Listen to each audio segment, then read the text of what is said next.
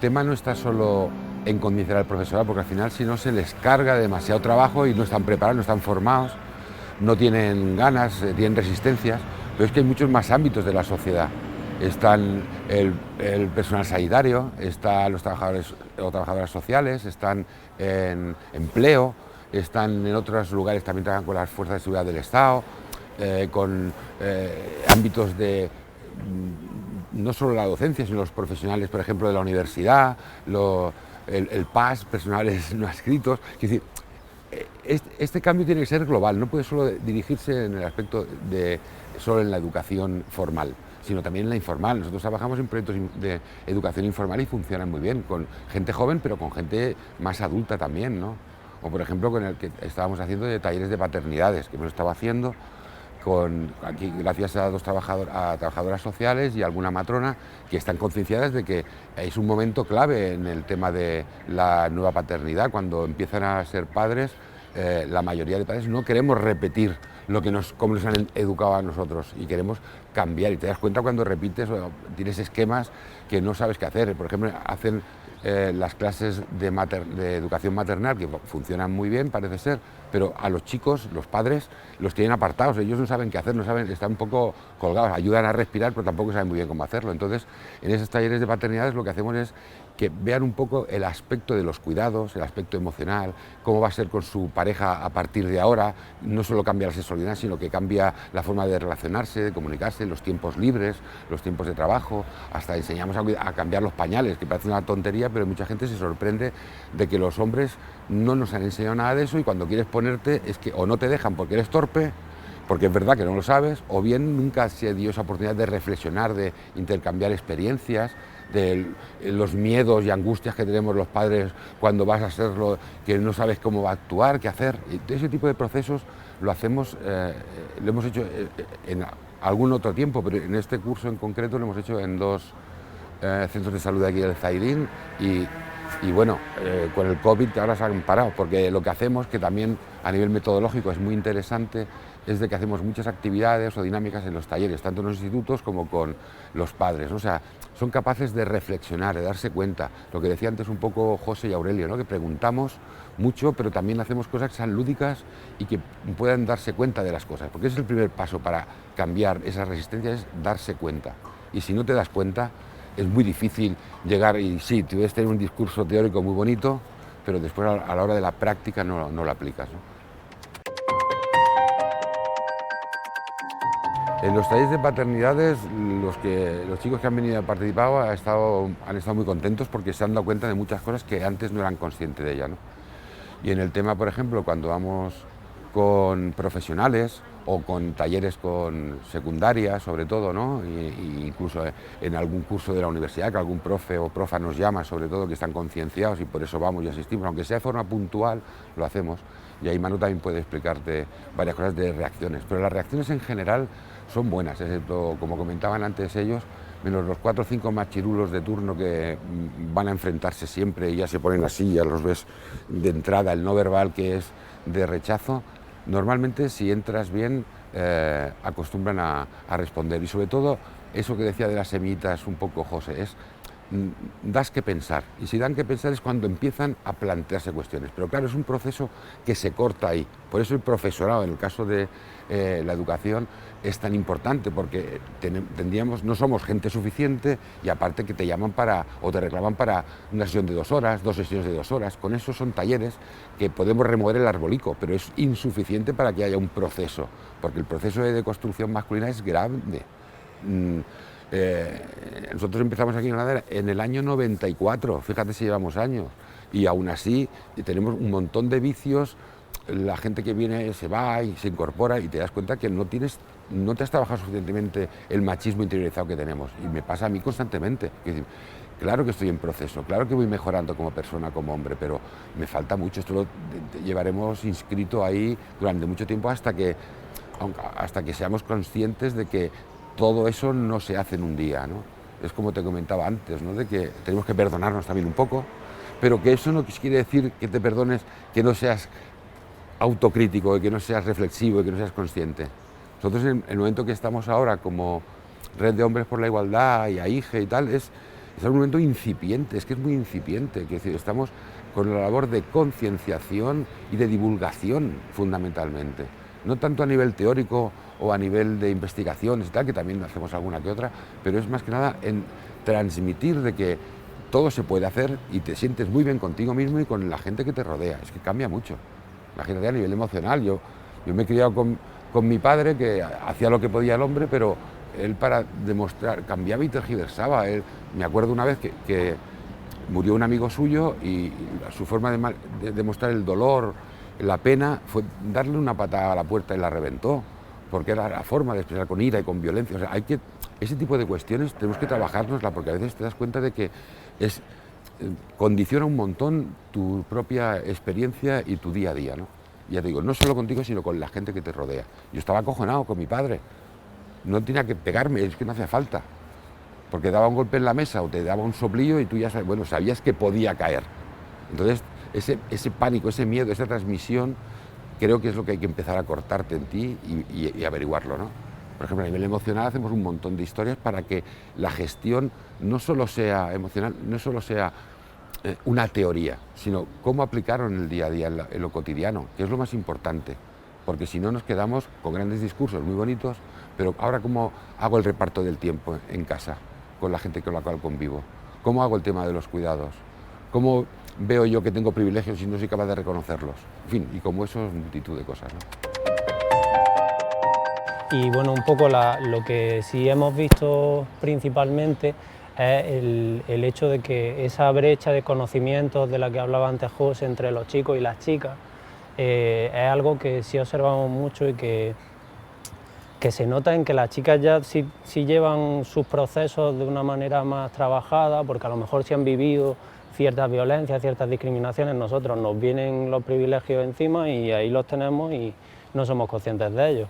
Entonces, el proceso en el que nos encontramos con los chicos normalmente es un proceso en el que ni siquiera todavía han tomado conciencia, y ahí sí que es verdad que nos encontramos a veces resistencia, y sobre el cómo trabajarla, a mí lo que me gusta mucho hacer es intentar generar un vínculo con ellos y que se sientan a gusto conmigo, y a partir de ahí ir como quitándole capa al problema, ir como, aunque ni siquiera se den cuenta, pero ya a partir de ahí facilitamos el proceso de toma de conciencia y de que empiecen a iniciar esos procesos más adelante, cuando ya empiecen a ver cosas y digan, vale, porque ya a lo mejor se han liberado de alguna rémora en ese sentido.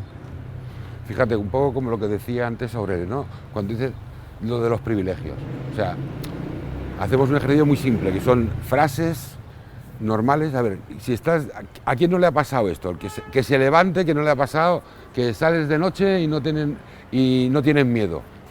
Y se levantan los chicos, las chicas, o al revés, depende cómo lo hagamos, ¿no? Pero es decir, frases muy concretas de la cotidianidad que ellos son capaces de empezar a entender. Es que trabajar con la empatía es fundamental, es decir, que se den cuenta del proceso en el que están viviendo, que tienen unos privilegios no ganados por el hecho de nacimiento, por tener algo entre las piernas, y a partir de ahí tenemos como más ventajas, ¿no? ¿Cuántos hombres conocéis que ganan más dinero que las mujeres? Y como eso, mil cosas, y te das cuenta de que al final responden desde su propio conocimiento, desde su propio proceso, ¿no? Es un proceso como de metodología muy constructivista, a través de las preguntas, y ellos van viendo cosas que antes a lo mejor no eran conscientes o que no lo asimilaban como una cosa importante, ¿no? Son, ya te digo, con actividades, dinámicas, juegos, funcionan, os aseguro que funcionan. En ese sentido, cuando hacemos los talleres, muchas veces lo que intentamos es hablar con ellos y con ellas sobre películas a lo mejor actuales que ven y que tienen ciertos contenidos sobre los que hay que reflexionar un poquillo y rascar y sacar cosas. Y sí que van saliendo cosas y les vamos poniendo un poco sobre su pensamiento, el decir, vale, aquí está viendo un modelo de chicos y un modelo de chicas que son algo cuestionables. Lo que sí nos vendría bien sería que hubiese películas de este mismo tipo actuales y que tuviesen otros modelos, y que además de que, porque a veces no es fácil conseguir que estos chicos y que estas chicas, sobre todo los chicos, que empaticen a unos niveles muy profundos y que consigas que inicien procesos y tal. Entonces, a veces también es necesario que se trabajen desde el deseo, o sea, desde el ver un modelo de hombre de masculinidad crítica o de masculinidad disidente, que les guste, que les atraiga y que digan yo quiero ir por ahí con este tipo de forma de ser, como otra vía desde la que trabajar para conseguir que fomentar esos procesos en los chicos. La socialización nos lleva a muchos machirulos, ¿no? Por ejemplo, ahora estamos teniendo también una serie de planteamientos de hacer talleres de forma segregada. Segregada me refiero solo con chicos y compañeras feministas con las chicas y después juntamos, porque claro, llevamos un proceso, explicándolo muy rápido y breve, de que la época de socialización y educación es distinta para chicos o para chicas. En función de eso, te educan de una forma, te educan de otra. Y tú, sin querer darte cuenta, para adquirir identidad y no ser rechazado por el resto de tus colegas, de tus iguales, te comportas a veces, o por lo menos callas y eres cómplice de lo que van haciendo la típica masculinidad, ¿no? Entonces, trabajar eso con chicos solos y con las chicas empoderarlas de otra forma, se puede y se provoca, de hecho cuando lo hemos hecho, que haya un encuentro mucho más naturalizado y cuando ellos entienden de que están en claves desiguales, ¿no? Entonces sí se puede entender, por ejemplo, con el tema de la pornografía, que es otro temazo, que no va a dar tiempo de hablarlo hoy, pero la información que reciben los chicos sobre la pornografía y que consecuentemente reciben las chicas también por la pornografía, porque son el objeto de deseo y que además quieren cumplir las fantasías que han visto allí, son irreales. Sin embargo, no se creen la historia de, yo qué sé, de cualquier personaje de ciencia ficción, pero se creen la pornografía, sin embargo, porque les da credibilidad. Además, el tema de los iguales en esas edades jóvenes es brutal. Cuando te juntas 6, 7, 5, 8, tienes que demostrar que eres más que el otro. Entonces siempre está esa competitividad, que eso es lo que intentamos hacer desde la red de hombres. O sea, Hombres por la Igualdad, lo que tratamos de trabajar, como comentaba antes muy bien Aurelio, desde la parte interna, la introspectiva, y después la parte externa de concienciación y de divulgación. Si no hacemos las dos patas, difícilmente esto va a cambiar o va a ser un proceso a corto plazo. Es decir, si no, esto va a durar muchísimo, porque o te das cuenta de las cosas y empiezas a modificar, y empiezas a empujar el carro, si no, esto no se adelanta. Pero ahora que tenemos cerca la Navidad, el tema de los juguetes es interesante, sobre todo para las criaturas más pequeñas que empiezan ya con ciertos juguetes y se suelen asociar como unos juguetes más relacionados con los cuidados para las chicas y unos juguetes más relacionados con la actividad para los chicos. A veces se intentan hacer algunos como guiños para que no se cuestionen mucho esos anuncios y tal, pero al final siempre vienen marcados por chico esto, chica esto. Y bueno, sí es cierto que... Bueno, también es importante trabajar con las familias, ¿veis? Es que son tantos ámbitos, las familias, que son las que compran los juguetes y los juegos. Entonces, si yo puedo ser muy concienciado en mi vida personal con mi hija, pero si después viene la tita, viene la abuela y le compra la fregona, le compra no sé qué, pues mi hija sigue manteniendo ese tipo de... Aparte de que tienen que ver que sus referentes utilizan la belleza, la pintura, la manicura para sentirse bien también con sus iguales. Entonces, no solo hay que educar a las familias, sino también a los niños, a las niñas, a los adolescentes, de que sean capaces de crear su propia forma de entenderlo, que no tengan por qué seguir. Es una edad, sobre todo en la adolescencia, que están buscando su identidad y cuando les cuestionas de que son todos repetidos o repetidas y que no tienen identidad propia, eso también les toca, es una forma también de reactivarlos, por decirlo de alguna forma, ¿no? Pero en fin. Luego también, bueno, una cosita más solo, que a veces cuando son muy pequeñitos y muy pequeñitas, la familia a veces proyectan en la criatura su propia identidad, como que dicen, ay, pues se parece mucho a, yo ahora que tengo una sobrina, pues se parece mucho a su tío, o se parece mucho a... Y como que intentamos meterle cosas de la identidad que luego la criatura lo ve y dice, ah, pues yo quiero ser, y ya se convierte como un poco un referente en la familia y a lo mejor no es un referente, pero que a veces también pasa eso, como que proyectamos y entonces ya se convierte en otro eslabón que hay que trabajar en el sentido de que la familia se convierte en un modelo también muy potente. Y hay que enseñarles a los niños y a las niñas, a los hombres y mujeres en general, a ser reflexivos y críticos, porque la presión de fuera siempre va a estar ahí. Quiero decir, yo no puedo cambiar a mi hija que le gusten las Barbies porque todas las niñas tienen Barbies, pero lo que sí puedo cambiar es que ella sea consciente de que la Barbie tiene un modelo de belleza, de estereotipado, de que siempre va vestida de no sé qué, que busca un Ken. Eso es lo que tenemos que hacer, que las niñas y niños sean capaces de reflexionar y ser críticos con todo ese proceso de socialización que viene encima, si no, no se cambia nada. Eso sería la parte más concienciadora a los chicos y a los hombres, sobre todo, de que esta masculinidad tradicional y que haces de forma inconsciente, que no es tan consciente o que te dejas llevar por la masa, es porque tiene una serie de costos. Todo tiene un, ¿cómo diría yo? Tiene un precio, ¿no?